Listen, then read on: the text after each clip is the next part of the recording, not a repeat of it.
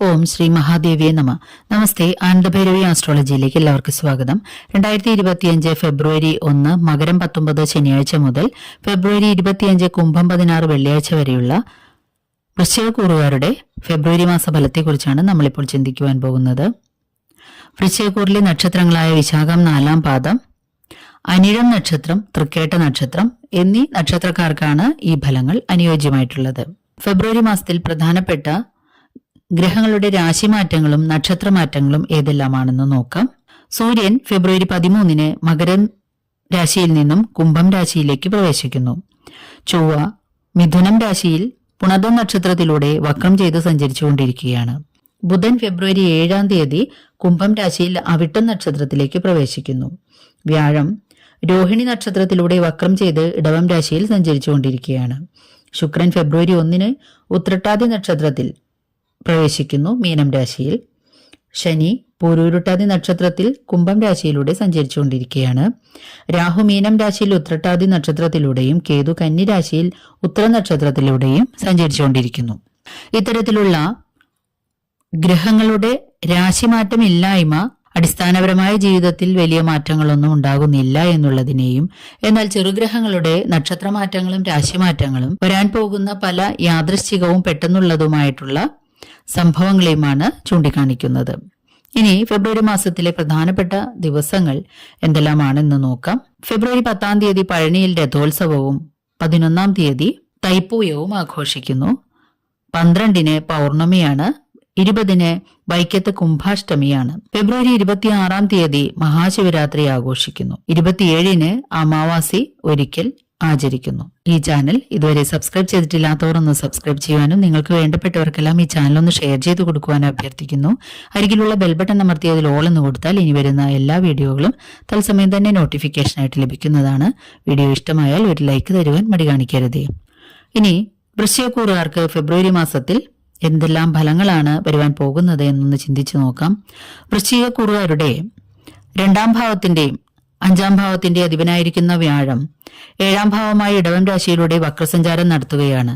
അതുപോലെ 3-ാം ഭാവത്തിന്റെയും 4-ാം ഭാവത്തിന്റെ അധിപനായ ശനി 3-ലൂടെ ബുധനോടുകൂടി സഞ്ചരിക്കുന്നു. മാസം പകുതിയോടുകൂടി സൂര്യനും അവിടെ എത്തിച്ചേരുന്നു. രാഹു അവരുടെ 5-ാം ഭാവത്തിലൂടെ സഞ്ചരിക്കുകയും കേതു 11-ാം ഭാവത്തിലൂടെയും സഞ്ചരിക്കുകയും ചെയ്യുന്നു. ഇതെല്ലാം തന്നെ കണക്കിലെടുക്കുകയാണെങ്കിൽ വൃശ്ചികക്കൂറുകാരുടെ കാര്യതടസ്സങ്ങൾ കുറേയധികം തന്നെ മാറിക്കിട്ടുന്നതാണ്. പ്രവർത്തനത്തിൽ ഊർജ്ജസ്വലത പ്രകടിപ്പിക്കാൻ സാധ്യതയുണ്ട്. എന്നാൽ തീരുമാനങ്ങൾ എടുക്കുമ്പോൾ വളരെയധികം ആലോചിക്കേണ്ടതും ശ്രദ്ധ പുലർത്തേണ്ടതുമാണ്. ചില തെറ്റായ തീരുമാനങ്ങൾ മൂലം കാര്യസാധ്യത്തിന് തടസ്സങ്ങൾ നേരിട്ടേക്കാൻ സാധ്യതയുണ്ട്. എന്നാൽ ക്രിയാത്മകമായിട്ടുള്ള പലതരം പ്രവർത്തനങ്ങളിൽ ഏർപ്പെടും.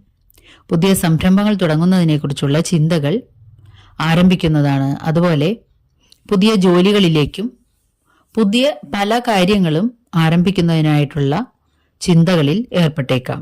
വീട് പണി, വാഹനം വാങ്ങൽ മുതലായവ നടക്കുമെങ്കിലും, അല്ലെങ്കിൽ വീട് വാങ്ങിക്കാനുള്ള ഏർപ്പാടുകൾ, അല്ലെങ്കിൽ സ്ഥലം വാങ്ങാനുള്ള പ്രവണത, അല്ലെങ്കിൽ സ്ഥലം വാങ്ങൽ, അതിന്റെ മറ്റ് കാര്യതടസ്സങ്ങൾ നീങ്ങുക, പ്രമാണങ്ങളിൽ ഒപ്പിടുക മുതലായവ സംഭവിച്ചേക്കാം. എന്നാൽ ഇത്തരം കാര്യങ്ങൾക്കെല്ലാം തന്നെ ഗവൺമെന്റിന്റെ ഭാഗത്തു നിന്നും കിട്ടേണ്ടുന്ന ചില ഡോക്യുമെന്റുകൾക്ക് കാലതാമസമോ അല്ലെങ്കിൽ ഏതെങ്കിലും തരത്തിലുള്ള കാര്യതടസ്സങ്ങൾ നേരിട്ടേക്കാം എന്നുള്ളതുകൊണ്ട് വളരെയധികം ശ്രദ്ധയോടും മുൻകരുതലോടും മുന്നോട്ടു പോകേണ്ടതാണ്.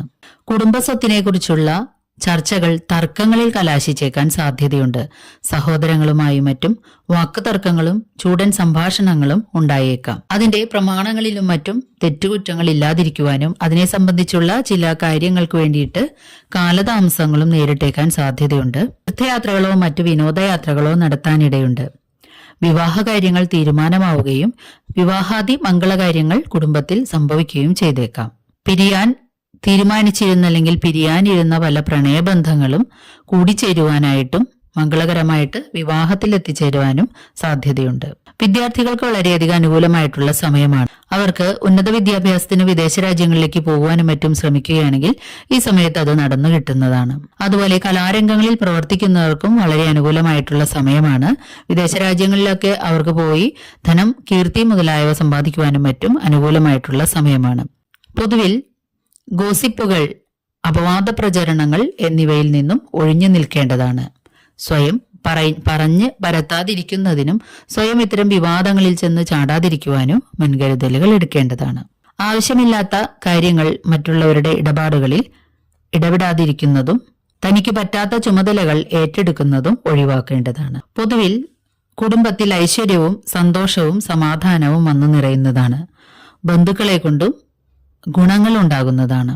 കയ്യിൽ വരുന്ന ധനം അഥവാ ലാഭം അധിക ചിലവും അമിത ചിലവും ആഡംബരങ്ങളും മൂലം നശിച്ചു പോകാതിരിക്കാൻ അല്ലെങ്കിൽ അധികമായി നഷ്ടങ്ങൾ വരുത്താതിരിക്കുവാൻ ഇത്തരത്തിൽ ചെയ്തിട്ട് നഷ്ടപ്പെടാതിരിക്കുവാനായിട്ട് ശ്രദ്ധിക്കേണ്ടതാണ്. പലതരത്തിലുള്ള അലങ്കാരങ്ങളോ ആഡംബരങ്ങളോ ചെയ്തേക്കാൻ സാധ്യതയുണ്ട്. അതുപോലെ വിദേശ യാത്രകൾ മുതലായവ ചെയ്യുവാനും സാധ്യതയുണ്ട്. ഗവൺമെന്റിന്റെ ഭാഗത്തു നിന്നും കാര്യതടസ്സങ്ങൾ പല രംഗങ്ങളിലും മാസത്തിന്റെ ആദ്യ പകുതിയിൽ ഉണ്ടാകാനായിട്ട് സാധ്യതയുണ്ട്. സന്താനങ്ങളും വിവാദങ്ങളിൽ ചെന്നുപെടാതിരിക്കാൻ പ്രത്യേകിച്ചും ശ്രദ്ധിക്കേണ്ടതാണ്. തൊണ്ട സംബന്ധമായിട്ടുള്ള അസുഖങ്ങളെയും പൈൽസ് മുതലായ അസുഖങ്ങളെയും വളരെയധികം ശ്രദ്ധിക്കേണ്ടതാണ്.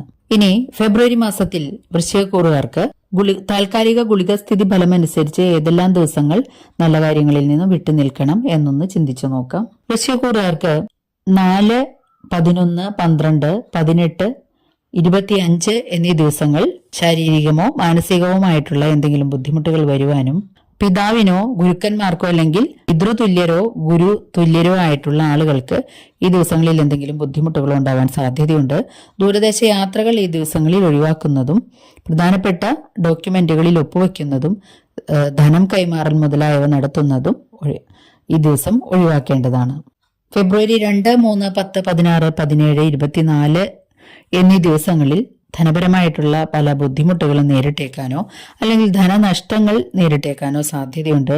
അതുപോലെ മറ്റുള്ളവരുമായിട്ട് വാക്കുതർക്കങ്ങൾ ഉണ്ടാകാനായിട്ട് ഈ ദിവസങ്ങളിൽ സാധ്യത കൂടുതലാണ്. കുടുംബ സ്വത്ത് പങ്കുവയ്ക്കുന്നതിനെ സംബന്ധിച്ച് സഹോദരങ്ങളുമായിട്ട് തർക്കങ്ങളും മറ്റും ഈ സമയത്ത് ഉണ്ടായേക്കാം. 9, 22 എന്നീ ദിവസങ്ങളിൽ ചില്ലറ ഭാഗ്യക്കേടുകൾ എന്തെങ്കിലും അനുഭവപ്പെട്ടേക്കാൻ സാധ്യതയുണ്ട്. വിദേശ രാജ്യങ്ങളിൽ ജോലി ചെയ്യുന്നവരോ അല്ലെങ്കിൽ വിദേശ രാജ്യങ്ങളിൽ ജോലിക്ക് വേണ്ടി ശ്രമിക്കുന്നവർക്കും 2, 3, 10, 16, 17, 23, 24 എന്നീ ദിനങ്ങൾ അധികം ഗുണകരമായിരിക്കില്ല.